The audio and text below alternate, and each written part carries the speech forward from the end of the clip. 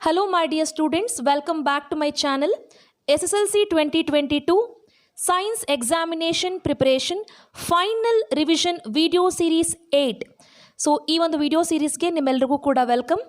So ಇವತ್ತಿನ ವಿಡಿಯೋದಲ್ಲಿ ನಾವು ನಿಮ್ಮ ಒಂದು ಫೈನಲ್ ಎಕ್ಸಾಮಿನೇಷನಲ್ಲಿ ಫಿಸಿಕ್ಸ್ ಪಾರ್ಟಿಂದ ಬರುವಂಥ ಮೋಸ್ಟ್ ಇಂಪಾರ್ಟೆಂಟ್ ಅಥವಾ ಎಕ್ಸಾಮಿನೇಷನಲ್ಲಿ ಬಂದೇ ಬರುವಂಥ ಇಂಪಾರ್ಟೆಂಟ್ ಕ್ವಶನ್ಸನ್ನ ಶೇರ್ ಮಾಡ್ತಾ ಇದ್ದೀವಿ. So without skipping the video entire ವಿಡಿಯೋನ ನೋಡಿ. ಸೊ ಈ ವಿಡಿಯೋ ನೋಡೋದ್ರಿಂದ ನಿಮಗೆ 20+ ಮಾರ್ಕ್ಸ್ ಈಸಿಯಾಗಿ ಬರುತ್ತೆ. ನಿಮಗೆ ಫಿಸಿಕ್ಸಲ್ಲಿರುವಂಥದ್ದು only 4 lessons are there in physics. That is light reflection and refraction, magnetic effects of electric current, electricity and also sources of energy. So ಈ 4 ಲೆಸನ್ಸಿಂದ ನೀವೇನೆಲ್ಲ ಓದ್ಕೊಳ್ಬೇಕು ಅಂತ ಕಂಪ್ಲೀಟಾಗಿ ಈ ವಿಡಿಯೋದಲ್ಲಿ ನಾವು ಗೈಡ್ ಮಾಡ್ತೀವಿ. ಸೊ ಪ್ರತಿ ಪ್ರಶ್ನೆಯನ್ನು ನೀವು ನೋಟ್ ಡೌನ್ ಮಾಡ್ಕೊಳ್ಳಿ, ಪ್ರತಿ ಪಾಯಿಂಟನ್ನು ನೋಟ್ ಡೌನ್ ಮಾಡಿಕೊಂಡು please prepare for the examination to you can easily score 20+ marks. ಸುಲಭವಾಗಿ 20+ ಮಾರ್ಕ್ಸನ್ನು ಫಿಸಿಕ್ಸ್ ಪಾರ್ಟಿಂದ ನೀವು ಈ ವಿಡಿಯೋ ನೋಡೋದ್ರಿಂದ ಸ್ಕೋರ್ ಮಾಡಬಹುದು. So biology and also chemistry ಕೂಡ ನಾನು ಇವತ್ತಿನ ವೀಡಿಯೋಸ್ನಲ್ಲಿ ನೆಕ್ಸ್ಟ್ ಬರುವಂಥ ವೀಡಿಯೋಸ್ನಲ್ಲಿ ಶೇರ್ ಮಾಡ್ತೀನಿ. ಸೊ ಈಗ ಫಿಸಿಕ್ಸ್ ಪಾರ್ಟನ್ನು ಎಕ್ಸ್ಪ್ಲೇನ್ ಮಾಡೋಕ್ಕೆ ನಮ್ಮ ಜೊತೆ ದೀಪಾ ಮ್ಯಾಮ್ ಇದ್ದಾರೆ. So she will continue the class. So ಎಲ್ಲರೂ ಎಕ್ಸಾಮ್ಗೆ ಪ್ರಿಪೇರ್ ಆಗ್ತಿದ್ದೀರಾ ಅಂತ ಅನ್ಕೋತೀನಿ. ಸೈನ್ಸ್ ಎಕ್ಸಾಮ್ ನಿಮಗಿರುವಂಥದ್ದು ಇವತ್ತು ಮತ್ತು ನಾಳೆ. ಸೊ ಆಲ್ಮೋಸ್ಟ್ ಎಲ್ಲ ಫಿಸಿಕ್ಸ್, ಕೆಮಿಸ್ಟ್ರಿ, ಬಯಾಲಜಿ ಪಾರ್ಟಿಂದ ಇಂಪಾರ್ಟೆಂಟ್ ಆಗಿ ಬರುವಂಥ ಕ್ವೆಶನ್ಸ್ ಸ್ಟಡಿ ಆಫ್ ಸೈನ್ಸ್ ಚಾನಲಲ್ಲಿ ಮೇಡಮ್ ಹಾಕ್ತಿರ್ತಾರೆ, ಮಿಸ್ ಮಾಡದೆ ನೋಡ್ತಾ ಇರಿ. ಸೊ ಈ ವಿಡಿಯೋದಲ್ಲಿ ಫಿಸಿಕ್ಸ್ ಪಾರ್ಟಲ್ಲಿ ಇಂಪಾರ್ಟೆಂಟ್ ಕ್ವೆಶನ್ಸ್ 100% ನಿಮ್ಮ ಎಕ್ಸಾಮ್ಗೆ ನೀವು ಎಕ್ಸ್ಪೆಕ್ಟ್ ಮಾಡುವಂಥ ಕ್ವೆಶನ್ಸ್ ಹೇಳ್ಕೊಡ್ತಾ ಇದ್ದೀನಿ. ಒಂದೊಂದನ್ನೇ ನೋಟ್ ಮಾಡ್ಕೊಳ್ತಾ ಬನ್ನಿ. ಇದನ್ನೇ ನೀವು ಪ್ರಾಕ್ಟೀಸ್ ಮಾಡ್ತಾ ಬಂದರೆ ನಾನು ಕೆಲವೊಂದು ಕಡೆ ಯಾವ್ಯಾವ ಕ್ವೆಶನ್ಸ್ ಅಂತ ಹೇಳಿ ಪೇಜ್ ನಂಬರ್ ಕೂಡ ಹೇಳ್ತೀನಿ. ಅಂಥ ಕ್ವೆಶನ್ಸ್ ಕೂಡ ರೆಫರ್ ಮಾಡಿದ್ರೆ ಖಂಡಿತ ಸೈನ್ಸ್ ಎಕ್ಸಾಮಲ್ಲಿ ನೀವು you can score good marks. Especially in physics you can score 28 of 28 ಮಾರ್ಕ್ಸ್ನ ನೀವು ಈಸಿಯಾಗಿ ಸ್ಕೋರ್ ಮಾಡ್ಬೋದು. ಈಗ ಫಸ್ಟ್ ನೋಡಿ, ಎಲೆಕ್ಟ್ರಿಸಿಟಿ ಲೆಸನಿಂದ ಸ್ಟಾರ್ಟ್ ಮಾಡ್ತೀನಿ. The SI unit of potential difference ಅಂತ ಹೇಳಿ first question. So SI units ಅಂದರೆ ನಾನು ಜಸ್ಟ್ SI ಯೂನಿಟ್ಸ್ ಅಂದರೆ ಎಲ್ಲ ಥರ SI ಯೂನಿಟ್ಸು ನೀವು ನೋಡ್ಕೋಬೇಕು. ಜಸ್ಟ್ ನಾನು ಒಂದೊಂದು ಎಕ್ಸಾಂಪಲ್ ತೊಗೊಂಡಿದ್ದೀನಿ ಅಷ್ಟೇ. So SI unit of potential difference ನಿಮಗೆ ಗೊತ್ತಿದೆ ವೋಲ್ಟ್. ಅದೇ ಥರ SI ಯೂನಿಟ್ ಆಫ್ ಕರೆಂಟ್ ಅಂತ ಕೇಳ್ಬೋದು ampere. SI unit of resistance ಅಂತ ಕೇಳ್ಬೋದು ಓಮ್. ಸೊ ಒಂದು question it will be related to SI unit related ಆಗಿ ಒಂದು ಕ್ವೆಶನ್ ಖಂಡಿತ ಇರುತ್ತೆ. Next coming to the same lesson, Ohm's law which is very very very important. Ohm's law related ಆಗಿ ಖಂಡಿತ ಒಂದು ಕ್ವೆಶನ್ ಕೇಳ್ತಾರೆ. ಸೊ ಏನು ಬರೀತೀರಾ Ohm's law statement? The potential difference across the conductor is directly proportional to the current flowing through it at constant temperature and pressure. So ಇದನ್ನು ಸಿಂಬಾಲಿಕಲ್ ಕೂಡ ನೀವು ಬರಿಬೋದು, V ಪ್ರಪೋರ್ಷನಲ್ ಟು I ಅಂತ ಹೇಳಿ. V proportional to I, V is equal to IR ಅಂತ ಹೇಳಿ. Okay, so ಅದನ್ನು ಬಿಟ್ಟರೆ ಫಂಕ್ಷನ್ ಆಫ್ ರಿಯೋಸ್ಟ್ಯಾಟ್ ನೋಡಿ. ಈ ಫಂಕ್ಷನ್ ಅಂತ ಬಂದಾಗ ಅಲ್ಲೂ ಅಷ್ಟೇ function of volt meter, function of ammeter, function of rheostat, ಈ ಥರ ಬೇರೆ ಒಟ್ಟಲ್ಲಿ ಒಂದು ಡಿವೈಸ್ದು ಫಂಕ್ಷನ್ ಕೇಳುವಂಥ ಚಾನ್ಸಸ್ ಇದೆ. ಇಲ್ಲಿ ನಾನೊಂದು ಎಕ್ಸಾಂಪಲ್ ತೊಗೊಂಡಿದ್ದೀನಿ, ಫಂಕ್ಷನ್ ಆಫ್ ರಿಯೋಸ್ಟ್ಯಾಟ್ ಅಂತ ಹೇಳಿ. ಸೊ ಏನು ಫಂಕ್ಷನ್ ಮಾಡುತ್ತೆ ಅಂತಂದರೆ, a device is often use to change the resistance in the circuit. ನೋಡಿ ಇಲ್ಲಿ ನಾನು ಕೊಟ್ಟಿರೋ ಆನ್ಸರ್ಸ್ ಎಲ್ಲ ನಿಮ್ಮ ಟೆಕ್ಸ್ಟ್ ಬುಕ್ಕಲ್ಲಿ ಏನು ಆನ್ಸರ್ಸ್ ಇದೆ ಅದೇ ಥರ ಇದೆ. ಬಿಕಾಸ್ ಅಲ್ಲಿ ವ್ಯಾಲ್ಯೂಯೇಟರ್ಸ್ಗೆ ಕೊಡೋವಂಥ ಕೀ ಆನ್ಸರ್ಸ್ ಕಂಪ್ಲೀಟ್ ಟೆಕ್ಸ್ಟ್ ಬುಕ್ಕಲ್ಲಿ ಏನಿದೆ ಅದೇ ಆನ್ಸರ್ಸ್ನೇ ಕೊಡೋದ್ರಿಂದ ನಾನು ಕಂಪ್ಲೀಟ್ ಆನ್ಸರ್ಸ್ ನಿಮ್ಮ ಟೆಕ್ಸ್ಟ್ ಬುಕ್ಕಲ್ಲಿ ಹೇಗಿದೆ ಅದೇ ಥರ ಆನ್ಸರ್ಸ್ನ ಹೇಳ್ತಾ ಇದ್ದೀನಿ. ಓಕೆ, ಅದನ್ನು ಬಿಟ್ಟರೆ ನೋಡಿ ಫಂಕ್ಷನ್ ಆಫ್ ಅಮೀಟರ್ ಕೇಳ್ಬೋದು. Ammeter is a device which is use to measure the current. Voltmeter ಅಂತ ಕೇಳಿದ್ರೆ it is a device use to measure voltage. Okay, number 4 ನೋಡಿ, factors on which resistance depends. So ಇದರಲ್ಲಿ ನಿಮಗೆ 4 factors ಬರುತ್ತೆ. Length of conductor, area of cross section, nature of material and temperature. Okay, ಇದು 4 factors ಅಂತ ಕೇಳಿದ್ರೆ ಬರಿಬೇಕಾಗುತ್ತೆ. ಇಲ್ವಾ ಇದೇ ಕ್ವೆಶನ್ನ ಕೇಳೋದಾದರೆ ಇವೆರಡು ಲೆಂತ್ ಮತ್ತು ಏರಿಯಾ ಆಫ್ ಕ್ರಾಸ್ ಸೆಕ್ಷನ್ ಹೇಗೆ ವೇರಿ ಆದರೆ ರೆಸಿಸ್ಟೆನ್ಸ್ ಹೇಗೆ ವೇರಿ ಆಗುತ್ತೆ ಅನ್ನೋದ್ರ ಬಗ್ಗೆ ಕೂಡ ಕೇಳೋವಂಥ ಚಾನ್ಸಸ್ ಇದೆ. ಓಕೆ, ಸೊ ನೆನ್ಪಿಟ್ಕೊಳ್ಳಿ, ಪ್ರಾಕ್ಟೀಸ್ ಮಾಡ್ಕೊಳ್ಳಿ. Length of conductor double, if the length of conductor is doubled what happens to resistance ಅಂತ ಕೇಳಿದ್ರೆ ರೆಸಿಸ್ಟೆನ್ಸ್ ಇಸ್ ಆಲ್ಸೋ ಡಬಲ್ಡ್. ಅಲ್ಲಿ ಸೇಮ್ ಚೇಂಜಸ್ ಇರಬೇಕು. ಲೆಂತ್ ಜಾಸ್ತಿ ಆದರೆ ರೆಸಿಸ್ಟೆನ್ಸು ಜಾಸ್ತಿ, ಲೆಂತ್ ಕಮ್ಮಿ ಆದರೆ ರೆಸಿಸ್ಟೆನ್ಸು ಕಮ್ಮಿ. So it is directly proportional. ಅದೇ ಏರಿಯಾ ಆಫ್ ಕ್ರಾಸ್ ಸೆಕ್ಷನ್ ಕೇಳಿದ್ರೆ ನೋಡಿ, area of cross section is doubled ಅಂದರೆ ರೆಸಿಸ್ಟೆನ್ಸ್ ಇಸ್ ಡಿಕ್ರೀಸ್ಡ್, ಅಂದರೆ ರೆಡ್ಯೂಸ್ ಟು ಹಾಫ್, ಅಂದರೆ it is inverse proportion. Okay, so ಇದು factors on which resistance depends ಆಯಿತು.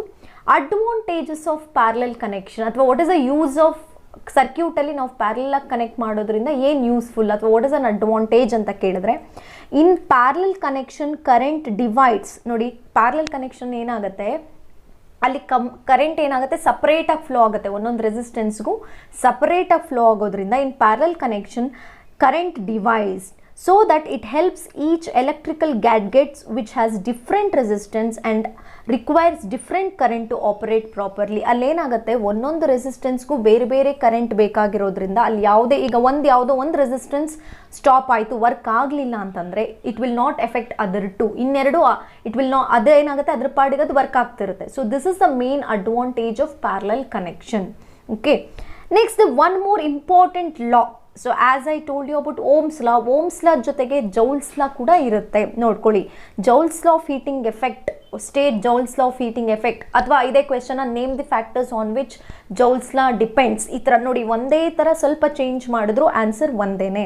Heat produced in a resistors are directly proportional to square of current, resistance, time which current flows. So what is the formula for this? H is equal to I square RT. ನೋಡಿ formula ನೆನ್ಪಿಟ್ಕೊಂಡ್ರು ನೀವು ಫ್ಯಾಕ್ಟರ್ಸ್ನ ಬರಿಬೋದು. ಏನು? H is equal to I square RT. ನೋಡಿ H ಅನ್ನೋದು heat, directly proportional to I square ಅಂದ್ರೇನು? Square of current. R ಅಂದ್ರೇನು? Resistance. T ಅಂದ್ರೇನು? Time.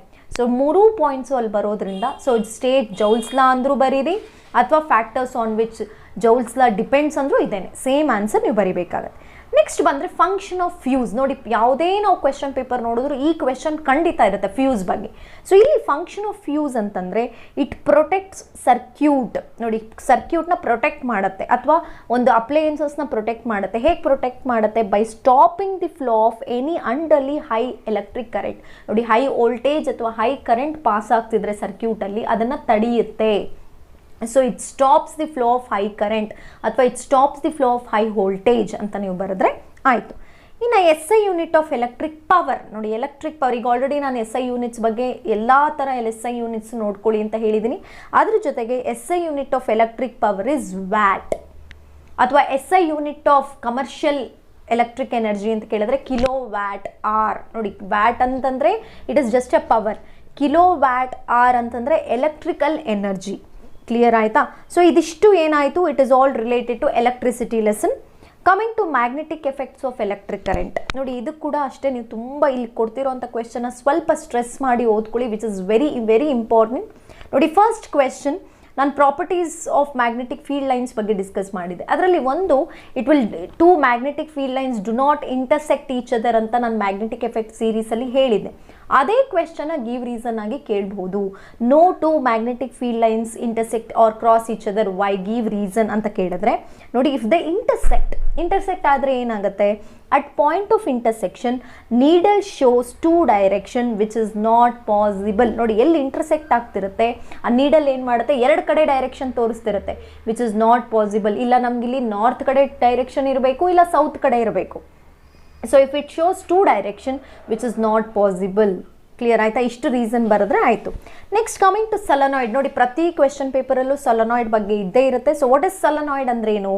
A coil of many circular turns of insulated copper wire closely wrapped in the shape of cylinder. ನೋಡಿ ಒಂದು copper ವೈರ್ನ ನಾವು cylindrical shape ಆಗಿ wrap ಮಾಡಿದ್ರೆ ಅಂದರೆ ಸುತ್ತಿದ್ರೆ ಒಂದು ಸಿಲಿಂಡ್ರಿಕಲ್ ಫಾರ್ಮಲ್ಲಿ, ಅದನ್ನು ನಾವು ಏನಂತ ಕರಿತೀವಿ? ಸೊಲೆನಾಯ್ಡ್ ಅಂತ ಕರಿತೀವಿ. ಅರ್ಥ ಆಗ್ತಿದೆ ಅಂತ ಅನ್ಕೋತೀನಿ. ಸೊ ನೋಡಿ ಒಂದು ಸ್ಟ್ರೈಟ್ ವೈರು, ಆ ವೈರ್ನ ನೀವು ಒನ್ ಟೈಮ್ ಅಷ್ಟೇ ಬೆಂಡ್ ಮಾಡಿದ್ರೆ ಲೂಪ್ ಆಗುತ್ತೆ. ಮೆನಿ ಟೈಮ್ಸ್, ಅದಕ್ಕೆ ಇಲ್ಲಿ ಕೊಟ್ಟಿರೋದು ನೋಡಿ, coil of many circular turns of insulated copper wire wrapped closely in the shape of cylinder ಶೇಪಲ್ಲಿ ನಾವು ವ್ರ್ಯಾಪ್ ಮಾಡಿದ್ರೆ ಅದನ್ನು ನಾವು ಸೊಲೆನಾಯ್ಡ್ ಅಂತ ಕರಿತೀವಿ. Next most important is Fleming's left hand rule, right. ನೋಡಿ ಒಂದು ರೂಲ್ ಇದ್ದೇ ಇರುತ್ತೆ ನಿಮ್ಮ ಪೇಪರಲ್ಲಿ. Okay, Fleming's left hand rule ಆದರೂ ಆಗಿರ್ಬೋದು, ಫ್ಲೆಮಿಂಗ್ಸ್ ರೈಟ್ ಹ್ಯಾಂಡ್ ರೂಲ್. ಏನು ಹೇಳುತ್ತೆ ಎರಡಕ್ಕೂ? ನೋಡಿ ಒಂದು ಸ್ಲೈಟ್ ಡಿಫ್ರೆನ್ಸ್ ನೀವು ನೆನ್ಪಿಟ್ಕೊಂಡ್ರೆ ಸಾಕು. ನೋಡಿ ಫಸ್ಟ್ ಎರಡರಲ್ಲೂ ಏನು, stretch thumb forefinger middle finger of your left hand mutually perpendicular to each other. ಇಲ್ಲೂ ಅಷ್ಟೇ stretch thumb forefinger middle finger of your right hand. ಅಲ್ಲಿ ಲೆಫ್ಟ್ ಹ್ಯಾಂಡ್ ಅಂತ ಬರೀತೀರಾ, ಇಲ್ಲಿ ರೈಟ್ ಹ್ಯಾಂಡ್ ಹೇಗಿರಬೇಕು, ಹೇಗೆ ಸ್ಟ್ರೆಚ್ ಮಾಡೋಕ್ಕಾಗತ್ತಾ? No, they must be mutually perpendicular to each other. ಈಗ ಒಂದೊಂದು ಫಿಂಗರ್ ಏನನ್ನು ಇಂಡಿಕೇಟ್ ಮಾಡುತ್ತೆ ಅಂತ ಬರೆದ್ರೆ ಆಯಿತು. ನೋಡಿ ಎರಡಕ್ಕೂ ಡಿಫ್ರೆನ್ಸ್ ಇಷ್ಟೇ. ಇಲ್ಲಿ four finger direction of magnetic field ಹೇಳುತ್ತೆ, middle finger direction of current, thumb finger motion of conductor. ನೋಡ್ಕೊಳ್ಳಿ, ಫೋರ್ ಫಿಂಗರ್ ಯಾವಾಗಲೂ ಅಷ್ಟೇ ಎರಡೂ ಹ್ಯಾಂಡಲ್ಲು ನಿಮಗೆ ಬರಬೇಕಾಗಿರೋಂಥ 4 finger it must be magnetic field. Middle finger ನೋಡಿ, ಮಿಡಲ್ ಫಿಂಗರ್ ಮಾತ್ರ ಚೇಂಜ್ ಆಗುತ್ತೆ. ಡೈರೆಕ್ಷನ್ ಆಫ್ ಕರೆಂಟ್ ಇರುತ್ತೆ ಲೆಫ್ಟ್ ಹ್ಯಾಂಡಲ್ಲಿ, ರೈಟ್ ಹ್ಯಾಂಡಲ್ಲಿ direction of induced current. Thumb finger motion of conductor, ಇದರಲ್ಲೂ ಅಷ್ಟೇ ಮೋಷನ್ ಆಫ್. ನೋಡಿ ಎರಡೂರಲ್ಲೂ ಸ್ಲೈಟ್ ಡಿಫ್ರೆನ್ಸ್ ಏನಪ್ಪ ಅಂತಂದರೆ ಮಿಡಲ್ ಫಿಂಗರ್ ಮಾತ್ರ.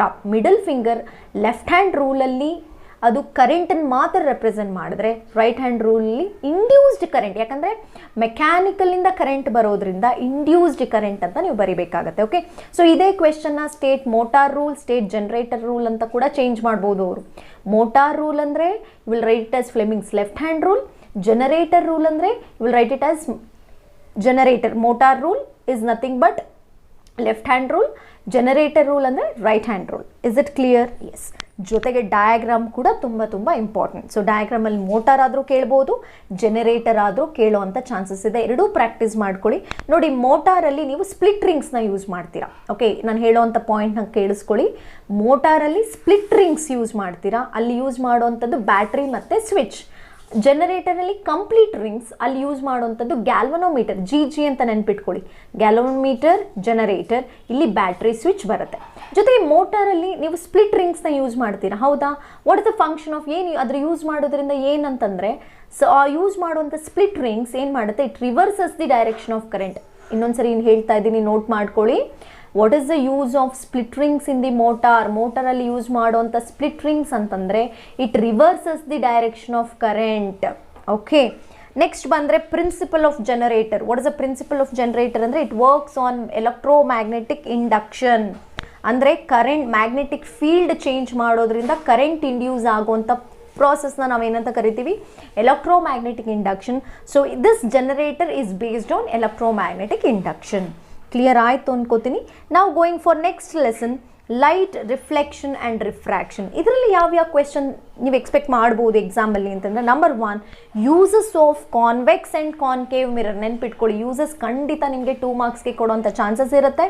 Uses of convex and concave. ನೋಡಿ ಕಾನ್ಕೇವ್ ಮಿರರ್ ಅಂತ ಬಂದಾಗ ನಿಮ್ಗೆ 4 ಪಾಯಿಂಟ್ ಸಿಗುತ್ತೆ. ಒಂದು ಟಾರ್ಚಲ್ಲಿ ಯೂಸ್ ಮಾಡ್ತಾರೆ, search light, vehicle head lights and solar furnace.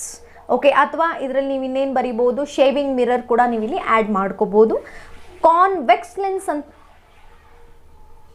ಸಾರಿ ಇಲ್ಲಿ ಕಾನ್ವೆಕ್ಸ್ ಲೆನ್ಸ್ ಅಲ್ಲ, ಕಾನ್ವೆಕ್ಸ್ ಮಿರರ್ ಅಂತ ಮಾಡ್ಕೊಳ್ಳಿ. This is convex mirror. So this is convex mirror ಆಗಬೇಕು. So change this is convex mirror. So convex mirror ಎಲ್ಲಿ use ಮಾಡ್ತಾರೆ ಅಂದರೆ, it is used in rear view mirror in vehicle. Side mirrors ಅಂತ ನಾವೇನು ಕರಿತೀವಿ, it will used in that. Okay, coming to next one, laws of refraction ಕೇಳುವಂಥ chances ಇದೆ.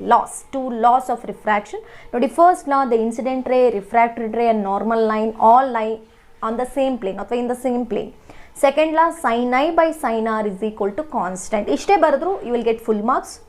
So the incident ray, refracted ray, normal line all lie on the same plane. Second law, sine i by sine r is equal to constant. Coming to third question. ನೋಡಿ ಇದನ್ನು ಕೇಳೋ ಪ್ರತಿ ಸರಿ ಒಂದಲ್ಲ ಒಂದು question ಪೇಪರಲ್ಲಿ ಇರುತ್ತೆ.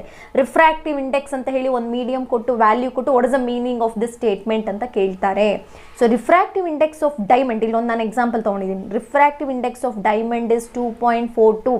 ವಾಟ್ ಡಸ್ ಇಟ್ ಮೀನ್ ಅಂತ ಕೇಳಿದ್ರೆ, the ratio of speed of light in air. ಕೇಳಿಸ್ಕೊಳ್ಳಿ, the ratio of speed of light in air and the speed of light in diamond is 2.42 ಅಂತ ಬರಿಬೇಕಾಗುತ್ತೆ. ಅಂದರೆ ನಾವು, ಅಥವಾ ನಿಮ್ಗೆ ಈ ಥರ ಸೆಂಟೆನ್ಸಲ್ಲಿ ಬರೆಯೋಕ್ಕೆ ಗೊತ್ತಾಗ್ಲಿಲ್ವಾ, speed of light in air divided by speed of light in diamond is equal to 2.42 ಅಂತ ನೀವು ಫ್ರ್ಯಾಕ್ಷನಲ್ಲಾದರೂ ಬರೀರಿ. ಅದನ್ನು ಬಿಟ್ಟರೆ ರೇ ಡಯಾಗ್ರಾಮ್ಸ್ ಕಂಪಲ್ಸರಿ ಮಸ್ಟ್ 3 ಮಾರ್ಕ್ಸ್ಗೆ ಕೇಳ್ತಾರೆ. ಸೊ ಅದರಲ್ಲಿ ಲೆನ್ಸ್ನ ನೋಡ್ಕೊಳ್ಳಿ. ಇದರಲ್ಲಿ ನಾನು 2 ಬರೋವಂಥ ಚಾನ್ಸಸ್ ಇದೆ. ಅಟ್ 2F1 ಆಗ್ಬೋದು, ಬಿಟ್ವೀನ್ 2F ಆ್ಯಂಡ್ 2F1. ಈ ಟೇಬಲಲ್ಲಿ ನೋಡಿ, ಈ ಟೇಬಲ್ ನಿಮಗೆ ನೇಚರ್ ಬರೆಯೋಕ್ಕೆ ಯೂಸ್ ಆಗುತ್ತೆ. ಈ ಟೇಬಲ್ನ ಒಂದ್ಸರಿ ನೋಡ್ಕೊಳ್ಳಿ. ನೇಚರ್ ಅಟ್ ಇನ್ಫಿನಿಟಿಲಿ ಇಟ್ಟಾಗ ನೇಚರ್ ಏನು ಬರೀಬೇಕು, beyond 2F1, at 2F1, between F1 and 2F1. So ಅದರಲ್ಲಿ ನಾನು ಎಕ್ಸ್ಪೆಕ್ಟ್ ಮಾಡ್ತಿರೋಂಥದ್ದು ಬಿಯಾಂಡ್ 2F1 ಮತ್ತು F1 ಆ್ಯಂಡ್ 2F1 ನೋಡ್ಕೊಳ್ಳಿ.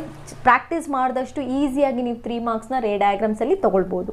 Coming to next one, SI unit of power of lens. ನೋಡಿ ಇದಂತೂ ಕ್ವೆಶನ್, ನೀವು ಯಾವ ಕ್ವೆಶನ್, ಇದೇ ಪೇಪರಲ್ಲ, ಯಾವ ಪೇಪರಲ್ಲಿ ನೋಡಿದ್ರು ಈ ಕ್ವೆಶನ್ ಇರುತ್ತೆ. This is also very important. SI unit of power of lens ಅಂದರೆ ಡಯಾಪ್ಟರ್. ನೋಡಿ ಕನ್ಫ್ಯೂಸ್ ಆಗಬೇಡಿ.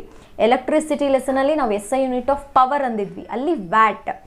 SI unit of power of lens ಅಂದರೆ ಡಯಾಪ್ಟರ್. ಓಕೆ, ಇನ್ನು ಇದರಲ್ಲಿ ನಿಮಗೆ ಗೊತ್ತಿರೋ ಹಾಗೆ 4 ಮಾರ್ಕ್ಸ್ಗೆ ಒಂದು ಪ್ರಾಬ್ಲಮ್ ಖಂಡಿತ ಕೊಡ್ತಾರೆ ನೋಡಿ. ಎಕ್ಸಸೈಸ್ ಪ್ರಾಬ್ಲಮ್ಸ್ನೇ ನೋಡ್ಕೊಳ್ಳಿ ನಿಮ್ಮ ಟೆಕ್ಸ್ಟ್. ಇಲ್ಲೊಂದು ನಾನು ಎಕ್ಸಾಮ್ ನೋಡಿ. A concave lens focal length 15 centimeter.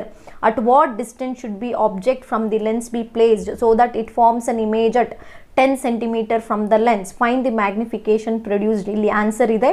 Okay, so image distance ನಾನು ಹೇಳಿದ್ದೀನಿ. ರೇ ಡಯಾಗ್ರಾಮ್ಸ್ ಮತ್ತು ಲೆನ್ಸ್ ರಿಲೇಟೆಡ್ ಆಗಿ ಪ್ರಾಬ್ಲಮ್ಸ್ ನೀವು ಹೇಗೆ ಸಾಲ್ವ್ ಮಾಡಬೇಕು ಅಂತ ನಾನು ಪ್ರಾಬ್ಲಮ್ ನ್ಯೂಮರಿಕಲ್ ಸೆಷನಲ್ಲಿ ಎಕ್ಸ್ಪ್ಲೇನ್ ಮಾಡಿದ್ದೀನಿ. ಓಕೆ, ಅದೇ ಥರ ನಾವಿಲ್ಲಿ ಕಾನ್ಕೇವ್ ಆದರೆ ನೀವು ಸೈನ್ ತೊಗೋಬೇಕಾಗಿರೋದು all negative, u v f ಎಲ್ಲ ನೆಗೆಟಿವ್ ಬರುತ್ತೆ. ಅದೇ ಕಾನ್ವೆಕ್ಸ್ ಆದರೆ ಯು ಮಾತ್ರ negative, v and f are positive. So lens formula ನೋಡ್ಕೊಳ್ಳಿ. ಈಗ ಆಲ್ರೆಡಿ ಲೆನ್ಸ್ ಫಾರ್ಮುಲಾ ಅಪ್ಲೈ ಮಾಡಿ ನೀವು ಸಾಲ್ವ್ ಮಾಡಿದ್ರೆ ಯು ಬರುತ್ತೆ. ಸೊ ಮ್ಯಾಗ್ನಿಫಿಕೇಷನ್ ನೋಡಿ, ಮ್ಯಾಗ್ನಿಫಿಕೇಷನ್ ಲೆನ್ಸಲ್ಲಿ V/U, ಮಿರರಲ್ಲಿ -V/U. ಕ್ಲಿಯರ್ ಆಯಿತಾ? ಸೊ ಪ್ರಾಕ್ಟೀಸ್ ಮಾಡ್ಕೊಳ್ಳಿ. ನೆಕ್ಸ್ಟ್ ಬಂದರೆ 1 diopter. When you will say that power of lens is 1 diopter. 1 diopter ಅಂತ ಯಾವಾಗ ಹೇಳ್ತೀರಾ ಅಂತಂದರೆ ಫಾರ್ಮುಲಾ ನಿಮಗೆ ಗೊತ್ತಿದೆ. ಪವರ್ ಆಫ್ ಲೆನ್ಸ್ಗೆ ಫಾರ್ಮುಲಾ ಏನು? P = 1/f. ಹೌದಾ? ಇನ್ನೊಂದ್ಸರಿ ರಿಪೀಟ್ ಮಾಡ್ತೀನಿ ನೋಡಿ. P = 1/f. ಸೊ ಎಫ್ ಅನ್ನೋದೇನು? Focal length. ಈ ಫೋಕಲ್ ಲೆಂತ್ 1 ಮೀಟರ್ ಆದರೆ ಪವರ್ ಆಫ್ ಲೆನ್ಸು 1 diopter ಆಗುತ್ತೆ. ಇಷ್ಟು ಕ್ಲಿಯರ್ ಆಯಿತು ಅನ್ಕೋತೀನಿ. ನಾನು ಲಾಸ್ಟಲ್ಲಿ ಬರುವಂಥದ್ದು lesson sources of energy. Okay, ಇದರಲ್ಲಿ ಕೆಲವೊಂದು ಕ್ವೆಶನ್, ಬಿಕಾಸ್ ಇದಿರೋದೇ 3 ಮಾರ್ಕ್ಸ್ ಆಗಿರೋದ್ರಿಂದ ನಾವು ಕೆಲವೊಂದು ಕ್ವೆಶನ್ಸ್ನ ಹೇಳ್ಬೋದು. ಇಲ್ಲಿ ನೋಡಿ 100%. Inner surface area of solar cooker is painted black. Why? Solar cooker related ಆಗಿ ಒಂದು ಕ್ವೆಶನ್ ಖಂಡಿತ ಇರುತ್ತೆ. ಸೋಲಾರ್ ಕುಕ್ಕರ್ ಆದರೂ ಆಗಿರ್ಬೋದು, ಸೋಲಾರ್ ಸೆಲ್. ಬಟ್ ಪ್ರತಿ ಸರಿನೂ ಸೋಲಾರ್ ಕುಕ್ಕರೇ ಕೇಳಿರೋದ್ರಿಂದ ಯಾಕೆ ಸೋಲಾರ್ ಕುಕ್ಕರಲ್ಲಿ ಬ್ಲ್ಯಾಕ್ ಕಲರ್ ಪೇಂಟ್ ಮಾಡಿರ್ತಾರೆ? As you know that the black colour absorbs more heat. ಇಷ್ಟೇ ಬರೆದ್ರೆ ಸಾಕು. It black painted because it black colour absorbs more heat ಅಂತ ನೀವು ಬರೀಬೇಕಾಗುತ್ತೆ. ನೆಕ್ಸ್ಟ್ ಇದರಲ್ಲಿ ನಿಮಗೆ ಬಯೋಗ್ಯಾಸ್ ಪ್ಲಾಂಟ್ 2 ಮಾರ್ಕ್ಸ್ಗೆ ಕೇಳುವಂಥ ಚಾನ್ಸಸ್ ಇದೆ. ನೋಡ್ಕೊಳ್ಳಿ, ಬಯೋಗ್ಯಾಸ್ ಪ್ಲಾಂಟ್ ತುಂಬ ಈಸಿಯಾಗಿ ಬರಿಬೋದು. ಆಮೇಲೆ ರಿಮೆಂಬರ್ ದಟ್ ನೀವು ಕಂಪ್ಲೀಟ್ ಅದರಲ್ಲಿ ಬಂದಿರೋದೇ 3 or 4 ಲೇಬಲಿಂಗ್, ಅಷ್ಟು ಲೇಬಲ್ಸ್ ನೀವು ಮಾಡಬೇಕಾಗತ್ತೆ. Okay, next what is the main source, qualities ಅಥವಾ properties of ideal sources of energy ಏನು ಅಂತಂದರೆ ಈಸಿಯಾಗಿ 4 ಪಾಯಿಂಟ್ಸ್ನ ನೀವು ಬರಿಬೋದು. Number 1, easy accessible. ಈಸಿಯಾಗಿ ಸಿಗೋ ಅಂಥದ್ದು ನಾವು ಐಡಿಯಲ್ ಸೋರ್ಸ್ ಇಂಪಾರ್ಟೆಂಟ್ ಕ್ವಾಲಿಟಿ ಅಂತ ಹೇಳ್ತೀವಿ.